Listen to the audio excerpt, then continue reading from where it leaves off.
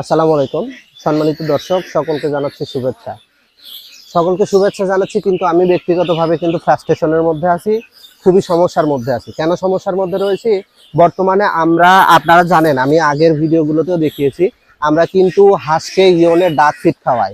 আর এই ডাক ফিডটার মোটামুটি মূল্য পড়ে 50 কেজির মূল্য পড়ে হচ্ছে প্রায় 2600 টাকার উপরে। আর এই 2600 টাকার উপরে পড়ার জন্য প্রতি কেজিতে খাবারের দামটা হচ্ছে প্রায় 50 কেজির উপরে।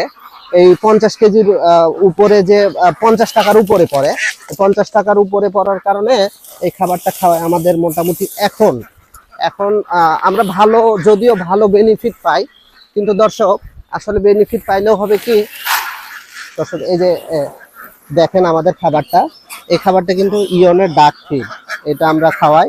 এই খাবারের মোটামুটি ফলাফল আমরা ভালো পাচ্ছি এবং ভালো পেয়ে থাকছি। কিন্তু এখন আমার খামারের সমস্যাটা হচ্ছে কি, আমাদের এখন বর্তমানে মোটামুটি এই যে ফিড খাওয়ানোর ফলে আমরা কিন্তু খুব একটা বেশি লাভবান হতে পারছি না।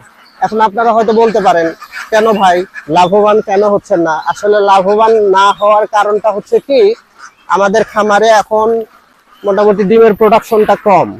ডিম প্রায় ধরাই চলে যে অনেক কম পারতেছে।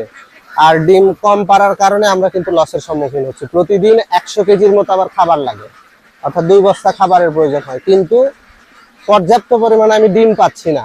আর ডিম না পাওয়ার কারণে কিন্তু আমি লসের সম্মুখীন হচ্ছি।